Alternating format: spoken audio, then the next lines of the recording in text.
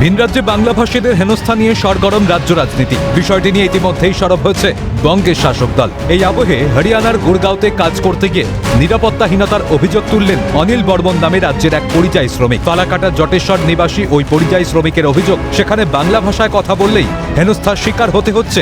এ নিয়ে আতঙ্কে রয়েছেন তিনি। এক ভিডিও বার্তায় রাজ্য সরকারের কাছে নিরাপত্তার আর্জি জানিয়েছেন অনিল বর্মন। আমার এদিকে শুনে যাচ্ছে এরকম এরকম ব্যাপার, তা এদিকে শুনলাম আর কি বলে গুরুগাঁও নাকি লোক রাত্রির 12টার সময় ধরি যাচ্ছে, এলা আমরা কি করি।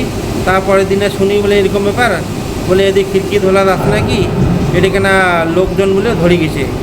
তাতে আমাকে ভয় নাকি দিচ্ছে, এলা আমরা কী করবো। তাই তার জন্য নমস্কার, আমার যদি কিছু বলেছে আমি ক্ষমা চেয়ে আমার সার্টিফিকেটটা বানিয়ে দাও, আমাকে ভয় লাগতেছে অনেক এখানে থাকতে। সেই ভিডিও বার্তাটি সোশ্যাল মিডিয়ায় পোস্ট করেছেন আলিপুরদুয়ারের বিধায়ক সুমন কাঞ্জিলাল। বিষয়টি সামনে আসতেই জেলা জুড়ে শোরগোল পড়ে যায়। ইতিমধ্যেই অনিল বর্মনের বাড়িতে গিয়ে তার পরিবারের সদস্যদের সঙ্গে কথা বলেছেন ফালাকাটা গ্রামীণ ব্লক তৃণমূল কংগ্রেস সভাপতি সঞ্জয় দাস। পাশাপাশি যে কোনো সমস্যায় তাদের পাশে থাকার আশ্বাসও দেন তিনি। বাংলা ভাষায় কথা বললেই নাকি এরা বাংলাভাষী, তাই আমি এই সরকারকে ধিক্কার জানাই, এই বিজেপি নামক সরকারকে ধিক্কার জানাই, কেন্দ্রীয় সরকারকে ধিক্কার জানাই। অবিলম্বে যদি বাংলাভাষীদের উপর, অর্থাৎ পশ্চিমবাংলার মানুষ যারা বাংলা ভাষায় কথা বলে তাদের উপর অত্যাচার বন্ধ না হয়, আগামী দিনে আমরা বৃহত্তর আন্দোলনে আলিপুরদুয়ারে ডাক দেব। আমরা ওনাদের পরিবারের জনদের পাশে আছি। এদিকে অনিল বর্মনের এই ভিডিও বার্তায় তার পরিবারের সদস্যরাও আতঙ্কিত। ওই পরিযায়ী শ্রমিকের পরিবার সূত্রে জানা গিয়েছে, প্রায় 30 বছর ধরে অনিল বর্মন সেখানে কাজ করছেন।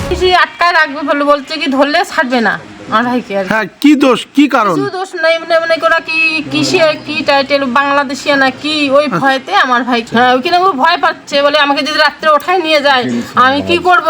ওখানে কি কাউকে নিয়ে গেছে?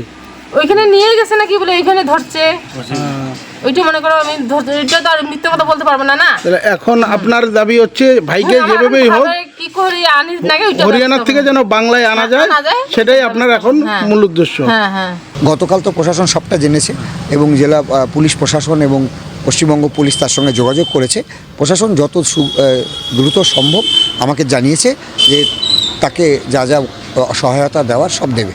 সম্প্রতি অঞ্জলি শীল নামে জটেশ্বরের এক বাসিন্দা এনআরসির নোটিশ পেয়েছিলেন বলে অভিযোগ ওঠে। এই ইস্যুতে আন্দোলনে নেমেছিল রাজ্যের শাসক দল। এবার জটেশ্বরের এক পরিযায়ী শ্রমিক নিরাপত্তাহীনতার অভিযোগ তুললেন। স্বভাবতই প্রশ্ন উঠেছে যে বাংলায় কথা বললেই কেন বাংলাদেশি বলে দাগিয়ে দেওয়া হচ্ছে, ভিন রাজ্যে কেন বারবার হেনস্থার সম্মুখীন হচ্ছেন রাজ্যের পরিযায়ী শ্রমিকরা। প্রশ্ন ওয়াকিবহাল মহলের।